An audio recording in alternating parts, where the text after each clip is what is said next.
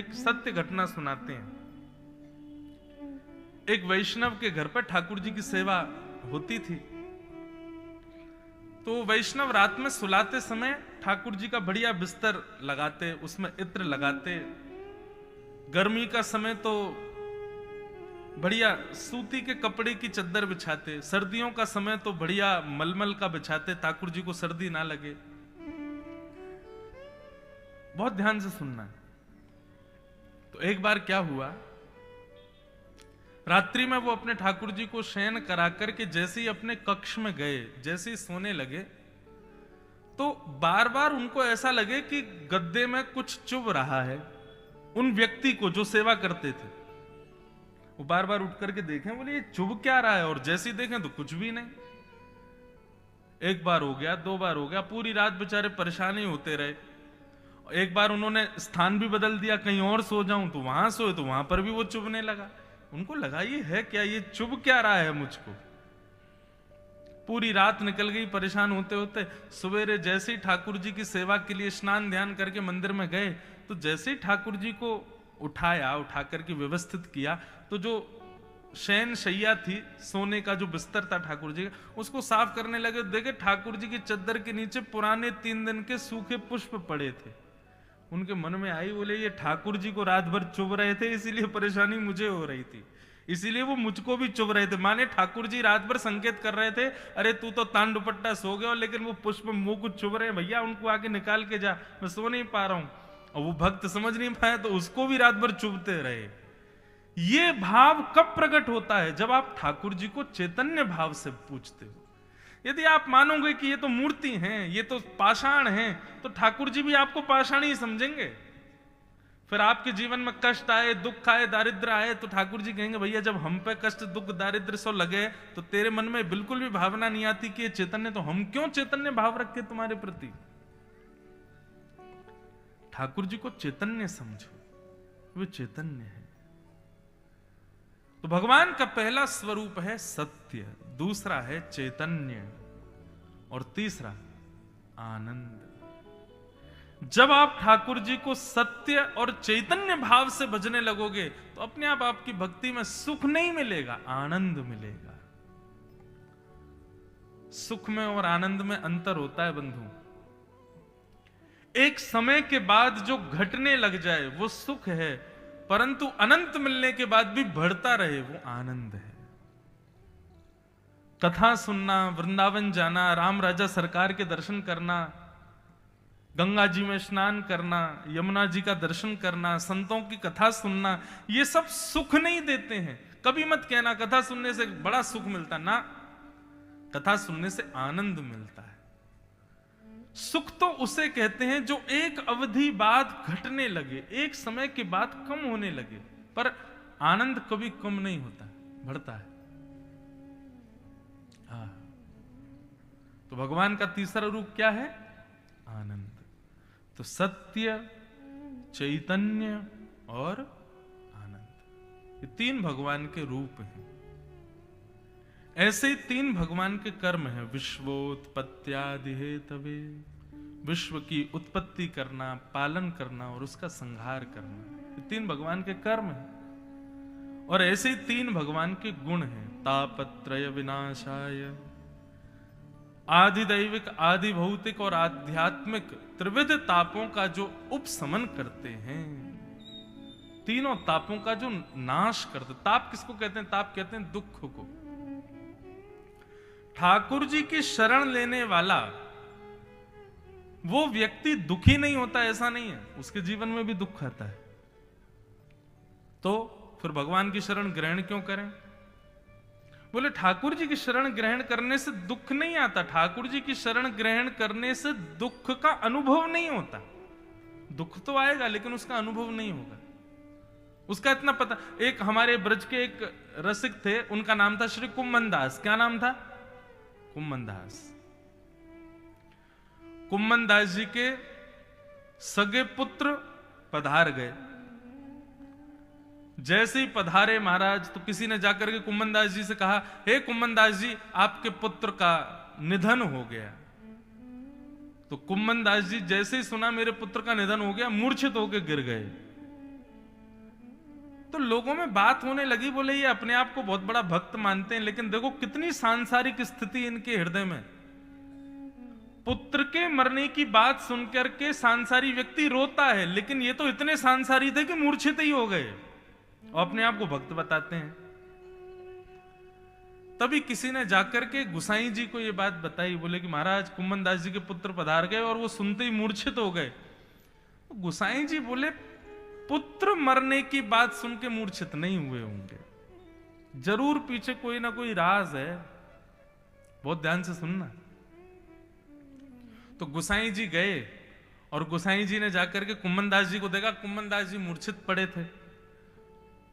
गुसाई जी ने कान के पास जाकर के कहा, अरे कुम्मन दास, मुझे पता है तुम पुत्र विरह में मूर्छित नहीं हुए हो, तुमको इस बात का विरह है कि पुत्र मर गया, 13 दिन के सूतक लग गए, अब मैं मंदिर में ठाकुर जी का दर्शन नहीं कर पाऊंगा, इसलिए तुम मूर्छित हुए हो। लेकिन हम तुमको वचन देते हैं 13 दिन तक हम एक खिड़की में से तुमको दर्शन कराते रहेंगे।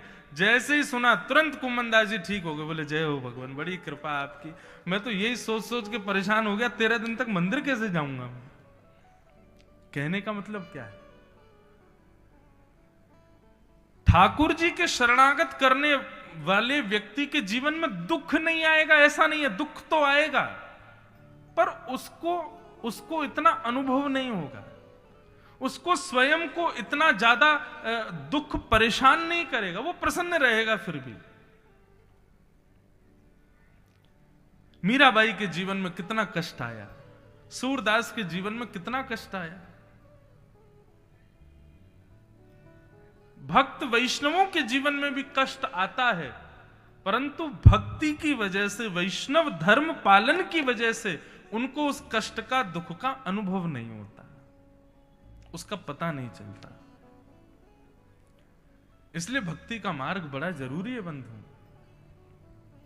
तापत्रय विनाशाय, तीनों तापों का जो विनाश करते हैं, ऐसे श्री कृष्णाय वयं नुमः, ऐसे श्री कृष्ण को हम बारंबार प्रणाम करते हैं। हमारे ब्रज में गाते हैं, हो ब्रज के नंद लाला, राधा जी के सांवरिया, सब दुख दूर हुए जब तेरा नाम लिया। ब्रज के नंद लाला, भाव से गाओ, करताल बजा के गाओ। सांवरिया, सब दुख दूर हुए जब तेरा नाम। एक बात हमारी ध्यान से सुनिए, जब भी लगे कि जीवन में कष्ट बहुत बढ़ रहा है या विपत्तियां आ रही हैं, एकांत में बैठिए, किसी को दिखाइएगा नहीं, नहीं तो आडंबर लगेगा। एकांत में बैठ करके नेत्र बंद करके वृंदावन बिहारी लाल का स्मरण करना, ओरछा के राम राजा सरकार का स्मरण करना, हमारे पन्ना के युगल किशोर जी का स्मरण करना, और उनका स्मरण करके बस उनके रूप का दर्शन करते रहना।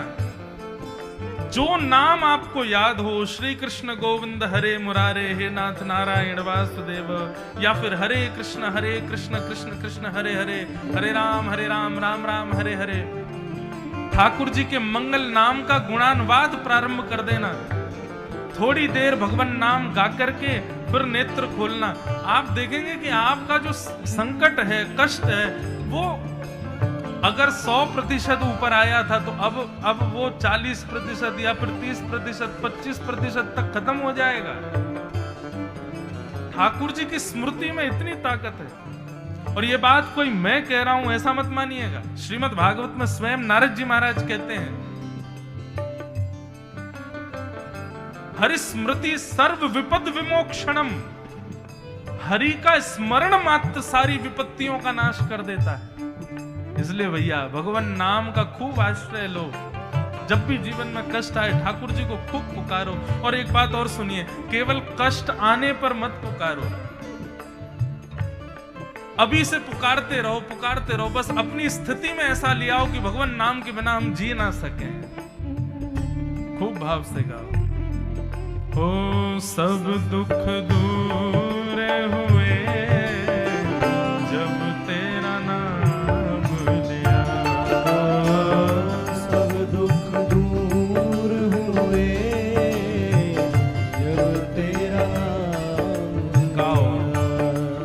ब्रज के नंद लाला, राधा जी के सांवरिया, सब दुख दूर हुए जब तेरा नाम लिया। सब दुख दूर हुए जब बोलो वृंदावन बिहारी लाल की।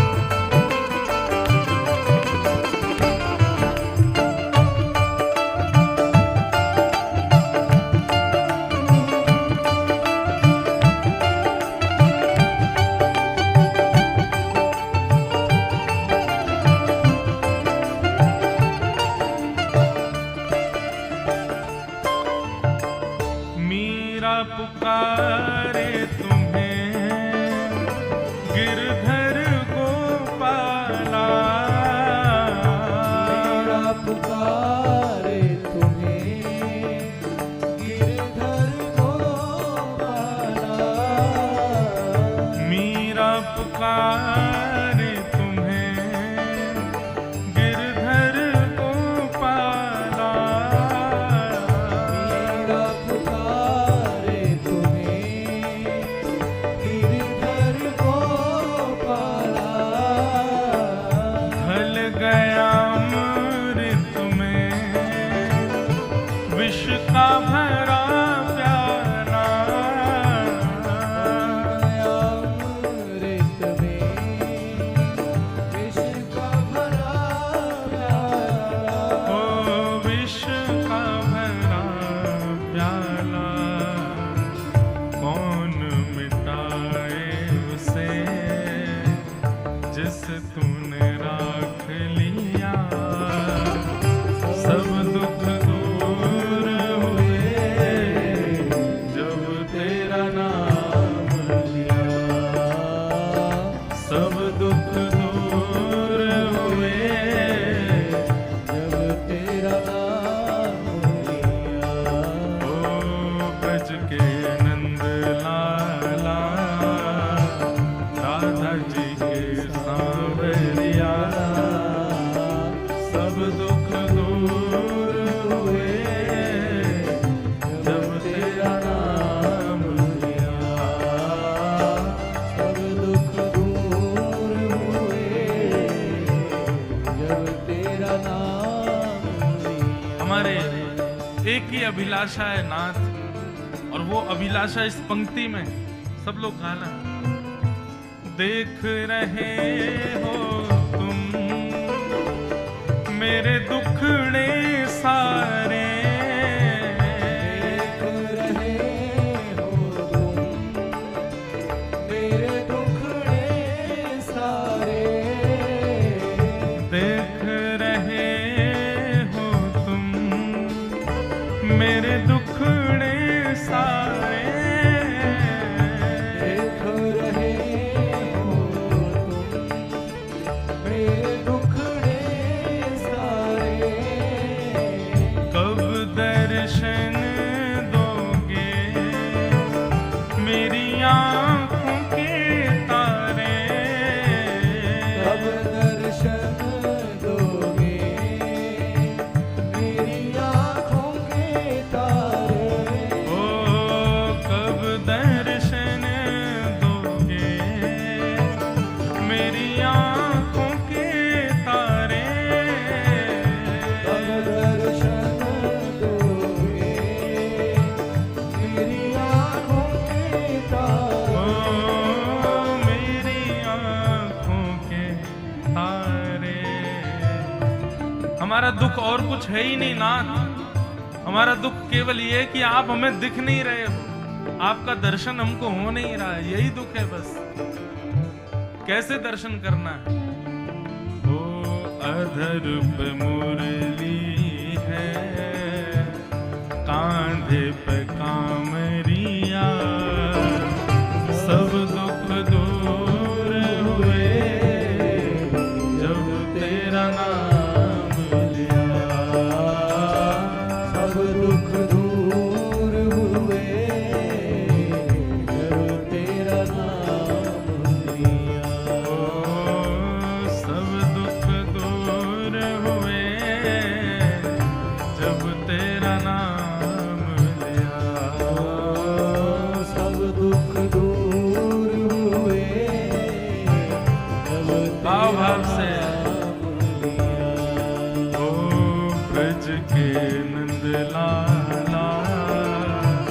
राधा जी के सांवरिया सब दुख दूर हुए जब तेरा नाम लिया।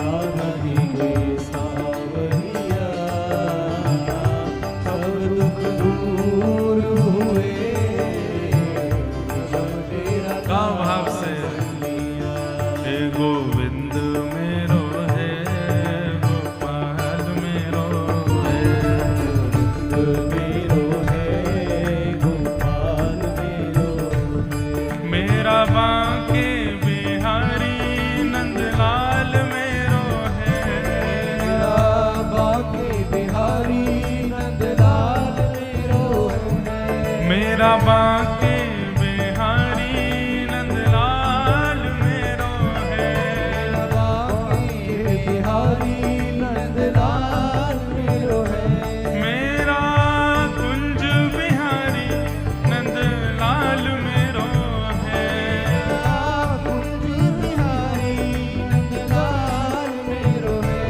मेरा रमण बिहारी गोपाल मेरो है मेरा रमण बिहारी नंदलाल मेरो है हे गोविंद मेरो है गोपाल मेरो है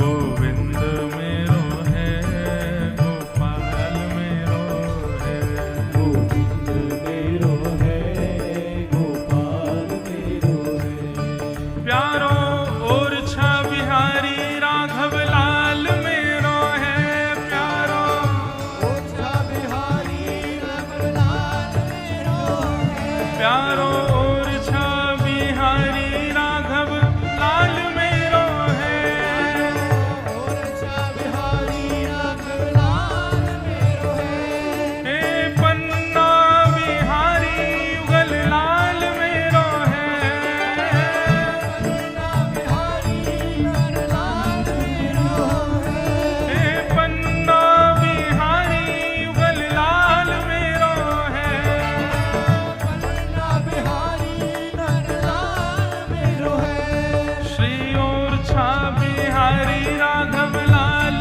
मेरो है ओछा बिहारी नंदलाल मेरो है हे प्यारो कुंज बिहारी नंदलाल मेरो है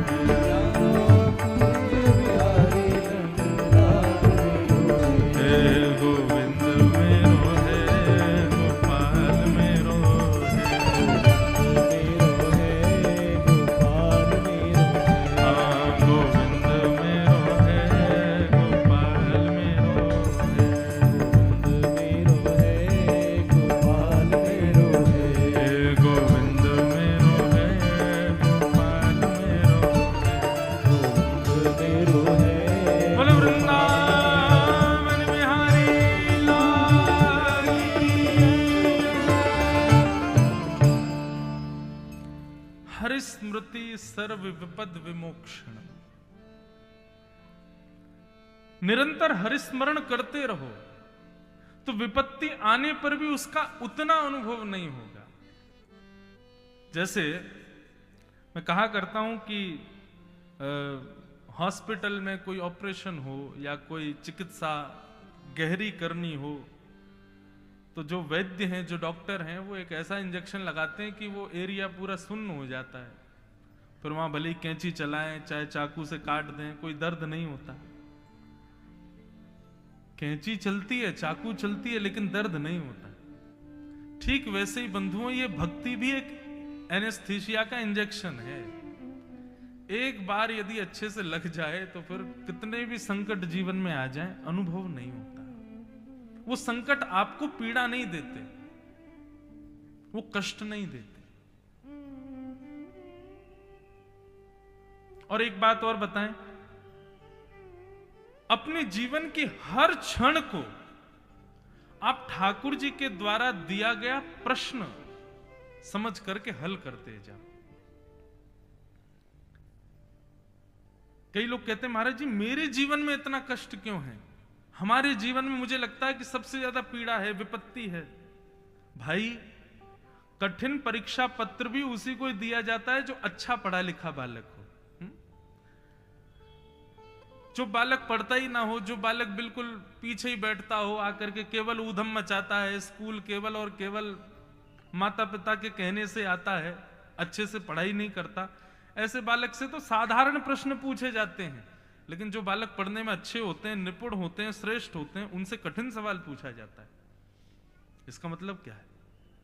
अगर जीवन में विपत्तियां ज्यादा कठिन लग रही हैं तो इसका मतलब आप ये समझ लीजिए कि इस संसार रूपी विद्यालय के आप श्रेष्ठ बालक हो, इसीलिए आपसे कठिन परीक्षा रूपी प्रश्न किया जा रहा है। संसार एक विद्यालय है और हम आप सब लोग यहां के एक विद्यार्थी हैं। अपने जीवन रूपी परीक्षा को हल करने के लिए हम लोग यहां आए। किसी के प्रश्न बड़े सरल हैं। देखो प्रश्न तो किसी के सरल नहीं है। जो पढ़ लिख करके तैयारी रखता है उसके लिए प्रश्न आसान है, जो बिल्कुल पढ़ता ही नहीं है उसके लिए हर प्रश्न कठिन है। तो आप कहोगे महाराज जी प्रश्न आसान कैसे लगे संसार रूपी परीक्षा में? तो ये भागवत रूपी ट्यूशन जो लोग लेते रहते हैं, बीच बीच में सत्संग करते रहते हैं, संतों को प्रणाम करते रहते हैं, गौड़ बाबा स्थान पर आके प्रणाम, पीताम्बरा मैया को प्रणाम करते हैं, युगल किशोर जी को प्रणाम करते हैं, ओरछा नरेश जाते हैं, या फिर वृंदावन बिहारी लाल की सन्निधि में जाते रहते हैं, ऐसे लोगों को परीक्षा पत्र बड़े आसान लगते हैं, वो लोग पार कर लेते हैं उसको। तो ठाकुर जी की शरणागति से दुख दूर नहीं होते, ठाकुर जी की शरणागति से दुख की पीड़ाएं दूर हो जाती हैं। दुख तो आता है जीवन में। तापत्रय विनाशाय श्री कृष्णाय वयम नमः। ऐसे श्री कृष्ण को हम बारंबार प्रणाम करते हैं। तो 3 गुण हैं, 3 कर्म हैं और 3 रूप हैं ठाकुर जी के। अब यहां से महात्म की कथा प्रारंभ होती। महात्म का मतलब होता है महत्व। भागवत का महत्व क्या है, हम लोग क्यों सुन रहे हैं, क्यों सुनाई जा रही है ये कथा, ये सब यहां पर अब बताया जा रहा है। भैरवी बहुत ध्यान से सुनिएगा।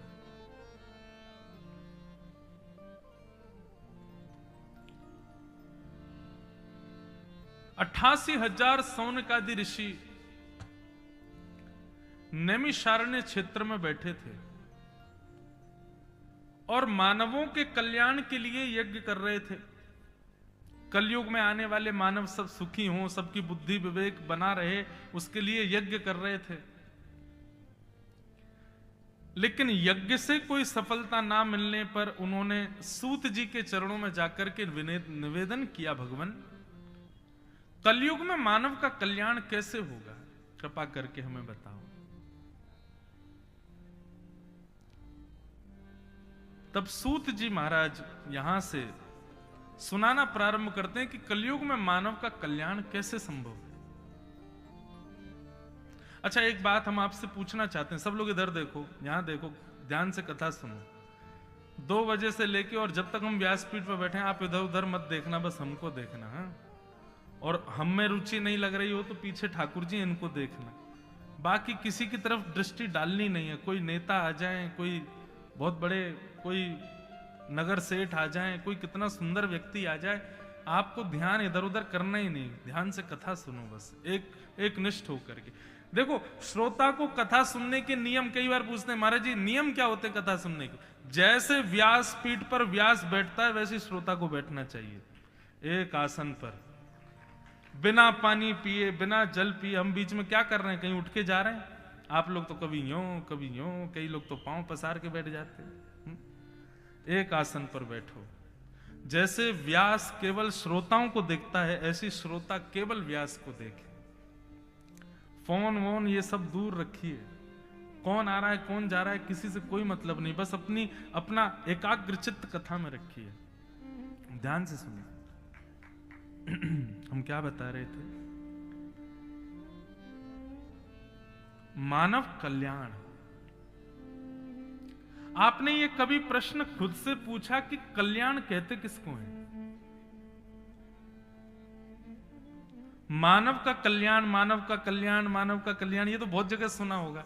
ये यहाँ यज्ञ हो रहा है, ऐसा कर दो आपका कल्याण होगा, वहां पर अनुष्ठान चल रहा है, वहां पर यजमान बन जाओ कल्याण होगा, कथा हो रही है उसमें यजमान बन जाओ कल्याण होगा,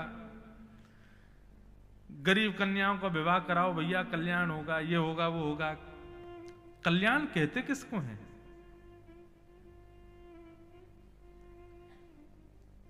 इस जन्म की सार्थकता क्या है? कभी पूछा आपने खुद से? हमारा जन्म किसके लिए हुआ है? अगर आप सोचते हैं कि केवल धन कमाने के लिए हुआ, तो कितना कमाओगे, कहां तक कमाओगे? और क्या बहुत धन कमाने वाले लोग, क्या वो संतुष्ट हैं? क्या वो तृप्त हो गए कि अब कुछ नहीं करना हमको? नहीं, वो भी बेचैन बैठे। क्यों? धन कमाने के बाद अब उनकी इच्छाएं कुछ और हैं। कल्याण है क्या? कल्याण कहते किसको हैं? कभी खुद से प्रश्न किया? हमारा कल्याण होगा कैसे? किसको कहते हैं कल्याण? ये प्रश्न कीजिए। और एक हम वैसे तो ऐसा करते हैं कि जहां कहीं भी मैं ये प्रश्न करता हूं तो मैं श्रोताओं से ही कहता हूं कि आप लोगों को क्या लगता है कि कल्याण किसको कहते हैं? लिख करके कल कथा में हम आए उससे पहले यहां पर पर्चियां जमा करना। मैं पढ़ूंगा, मैं देखूंगा कि किसका सही उत्तर होगा, उसका उत्तर हम मंच से बताएंगे कि हाँ ये उत्तर ठीक है। और 7 दिन तक यही उद्देश्य लेके बैठिएगा कथा में कि कल्याण है क्या, कल्याण कहते किसको, मानव कल्याण है किसमें, मुझे यही जानना है। और ये जानने के लिए आप कथा सुनो, आपको कथा में ही उत्तर मिलेगा। हम ये नहीं बताएंगे कि ये उत्तर है, उत्तर ढूंढना आपको है। कल्याण। सौनकादि ऋषियों ने जाकर के सूत जी से प्रणाम करते हुए कहा, भगवान मानव कल्याण का श्रेष्ठ साधन बताओ, कैसे होगा? सूत जी महाराज परम विद्वान हैं। सूत जी बोले, देखिए सौनकादि ऋषियों, आप सब लोग हमसे प्रश्न करने के लिए आए हैं और आप लोगों ने ऐसा प्रश्न किया है कि इस प्रश्न से पूछने वाले का भी कल्याण होगा, बताने वाले का भी होगा और सुनने वालों का भी होगा। प्रश्न सदैव ऐसा करना चाहिए कि हमारा भी उद्धार हो,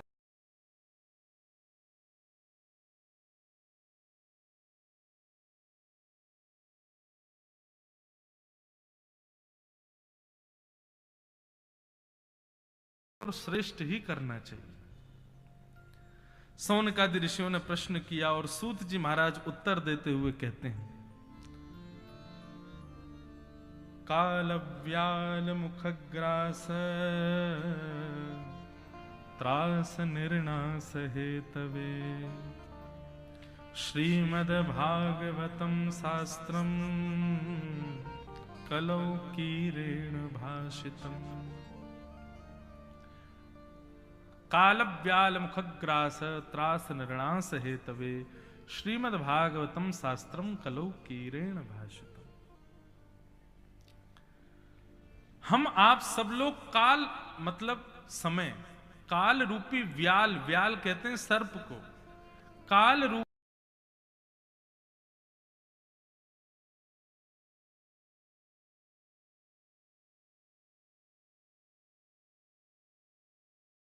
नर।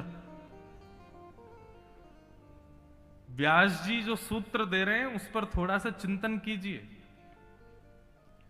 जीवित अवस्था में धन कमाना है, घर बनाना है, गाड़ी खरीदनी है, बच्चे का ब्याह करना है, बेटी का ब्याह करना है, अपना सब सुखद करना है, ऐसा करना, नाम कमाना, यश कमाना, वैभव, सब चीज है।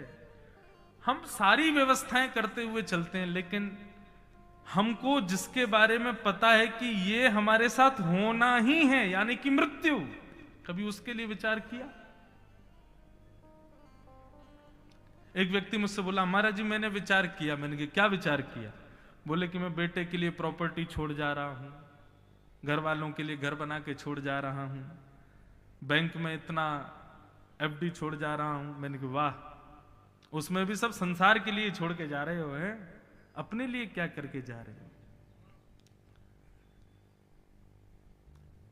स्वामी विवेकानंद, उनके लिए आज आप कह सकते हो कि उनकी मृत्यु सार्थक हुई, उन्होंने अपना कल्याण किया। क्यों? स्वामी विवेकानंद को गए कितने वर्ष हो गए, लेकिन आज तक स्वामी विवेकानंद की नीतियां कितने लोगों का कल्याण कर रही हैं। आपके बुंदेलखंड की भूमि पर हमारे वृंदावन के एक अद्भुत वृंदावन रस को जिन्होंने गाया, ऐसे अद्भुत एक महात्मा हुए, उनका नाम था श्री हरिराम व्यास जी। ओरछा नरेश के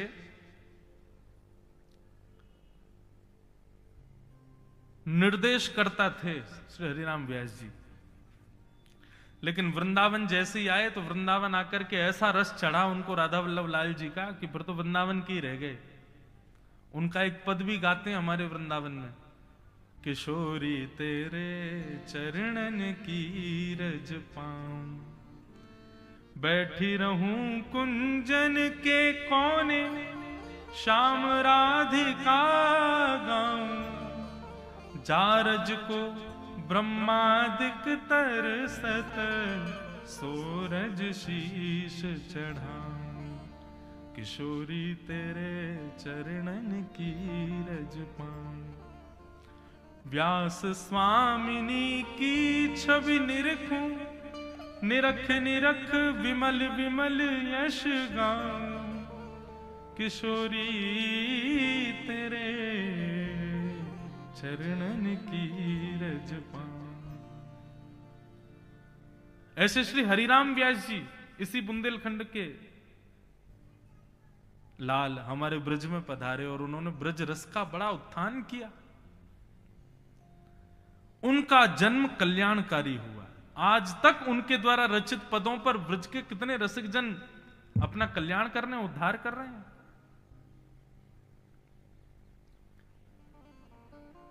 अपनी मृत्यु को सफल बनाना, अपनी मृत्यु को श्रेष्ठ बनाना, मृत्यु के बाद भी अपने कर्म से लाखों का कल्याण करना, यह कह सकते हैं कि यह हमारा कल्याण हुआ है।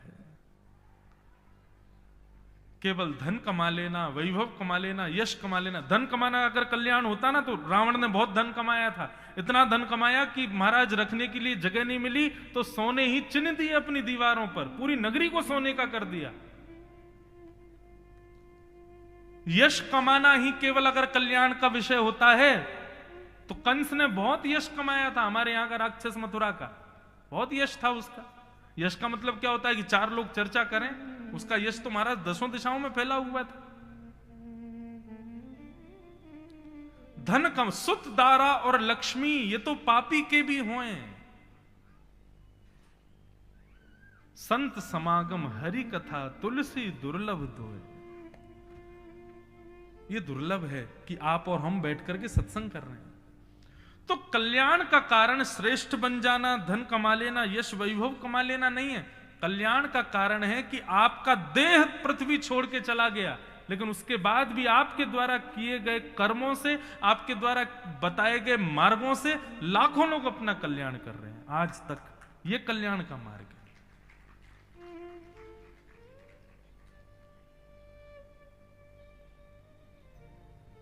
इसको कल्याण कहते हैं। इसलिए बंधुओं, बहुत कम समय बचा है हम लोगों के पास में। अब तो जैसे जैसे कलयुग आगे बढ़ता जा रहा है, कलयुग को 100 वर्ष का वरदान है कि यहां पे लोग 100 वर्ष जिएंगे, परंतु कोई उंगली पर ही आप गिनती कर सकते हो कि इस साल कितने लोग 100 वर्ष जिए होंगे। तो उंगलियों पर गिन सकते हैं, तो इसका मतलब ज्यादा से 10-15 लोग होंगे, और मैं 10-15 भी शायद ज्यादा ही बता रहा हूंगा।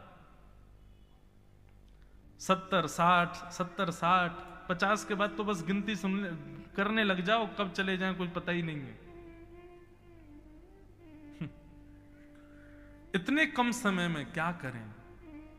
कल्याण का विषय स्थापित करो, यही कल्याण का। और ये कल्याण हमारा हो, ये भावना उत्पन्न कैसे होगी हृदय में? तब सूत जी महाराज कहते हैं, श्रीमद् भागवतम शास्त्रम कलौ की रेणु भाषितम। भैया कलयुग में तो केवल और केवल श्रीमद् भागवत जी का आश्रय ले लो। भागवत जी की कथाएं सुनना प्रारंभ कर दो और भागवत में सुने गए वचनों को अपने जीवन में उतारने का प्रारंभ कर दो, आपका कल्याण अपने आप होने लग जाएगा। आप अपने कल्याण के मार्ग के अपने आप पथिक बन जाओगे। ऐसा शास्त्र है श्रीमद् भागवत। एक भाव मन में आ रहा था कल परसों। हम मंदिर जाते हैं तो मंदिर जाकर के पुजारी जी से पूछते हैं, महाराज जी ये मंदिर कितना पुराना है, यहाँ ठाकुर जी की कब से सेवा हो रही है? तो बोलते हैं महाराज यहाँ तो 200 वर्षों से सेवा चल रही है, 300। जितना पुराना मंदिर उतनी ज्यादा मान्यता। जितनी वर्षों से ठाकुर जी की सेवा ज्यादा चल रही होगी, समझो उतने ज्यादा ठाकुर जी में बल, ठाकुर जी में तेज उतना ज्यादा। आपको पता है श्रीमद् भागवत की व्यासपीठ कितनी पुरानी है? 5,500 वर्ष पुरानी है। 5,500 वर्षों से लाखों, करोड़ों, असंख्य, अरबों, खरबों वक्ता कथा करते आ रहे हैं और श्रीमद् भागवत की कथा कह रहे हैं। इसका मतलब क्या है? यदि सबसे सिद्ध विश्व में कोई मंदिर है तो वो भागवत का प्रांगण है, श्रीमद् भागवत का पंडाल है। ये सबसे सिद्ध और सबसे ज्यादा पूजनीय और सबसे प्राचीन यदि मंदिर में कह दूं तो श्रीमद् भागवत का पांडाल। पांडाल जब तक बना तब तक नहीं, जैसे ही शोभा यात्रा के बाद भागवत जी यहां विराजमान हो गई, और एक व्यास दक्षिणा के प्रलोभन से नहीं, मेरे बहुत सारे शिष्य हो जाएं इस प्रलोभन से नहीं, यहां बैठा जितने व्यक्ति हैं इन सबका कल्याण का दायित्व मेरा है, इस भावना से व्यासपीठ पर बैठ जाए तो वो पंडाल सबसे प्राचीन और सबसे ज्यादा सिद्ध स्थान मान लीजिए उसको। हमारे एक वैष्णव कथा सुना रहे थे तो इतनी अच्छी बात कह रहे थे कि महादेव और पार्वती दोनों संग संग जा रहे थे। इतने में महादेव रुक गए और रुक करके एक जगह को प्रणाम करने लगे। तो पार्वती जी बोली, आप इस जगह को प्रणाम कर रहे हैं, ये कोई तीर्थ है, कोई धर्म स्थान है, कोई संत की तपस्थली है, क्या आपने इसको प्रणाम क्यों किया? भगवान महादेव बोले, मैं इस स्थान को इसलिए प्रणाम कर रहा हूं क्योंकि इतने वर्ष पहले यहां पर एक भागवत की कथा हुई थी, तो कथा होने की वजह से यह स्थान अब तीर्थ हो गया, प्रणाम योग्य हो गया है, इसलिए मैं इसको प्रणाम कर रहा हूं। पार्वती जी ने भी प्रणाम किया, बोले कथा होने से पवित्र हो गई? बोले निश्चित। थोड़ी दूर जाकर के देखा तो महादेव फिर प्रणाम करने लगे। पार्वती जी बोली, यहां पे भी कथा हुई होगी इसलिए आप प्रणाम कर रहे हो? महादेव बोले, नहीं, यहां पे कथा हुई नहीं, यहां 500 वर्ष बाद कथा होगी इसलिए मैं इसको प्रणाम कर रहा हूं। 500 वर्ष बाद कभी यहां कथा होगी इसलिए ये स्थान भी पूजनीय है। सोचो, हमको आपको बहुत सहज लगता है कथा सुनना, कथा कराना, लेकिन ये सामान्य बात नहीं है, ये साधारण बात नहीं है। श्रीमद् भागवत की कथा होती है, 33 कोटि देवता 7 दिन के अंतर अंदर किसी ना किसी रूप में तो हाजिरी लगाते ही लगाते हैं वहां पर, यह निश्चित है, साधारण नहीं है भागवत की कथा। भाग्योदयन बहुजन्म समर्जितेन सत्संगमम च लभते पुरुषो यदा वै। भागवत में नारद जी कहते हैं, अनंत जन्मों का फल जब उदित होता है तब भागवत की कथा सुनने और कहने का अवसर प्राप्त होता है। तो श्रीमद् भागवत, इनके आश्रय में आने से व्यक्ति के हृदय में इच्छा प्रकट होगी कि अब मैं अपना कल्याण करूं, अब मैं अपने कल्याण के मार्ग को प्रशस्त करूं। इसलिए भागवत का आश्रय लो।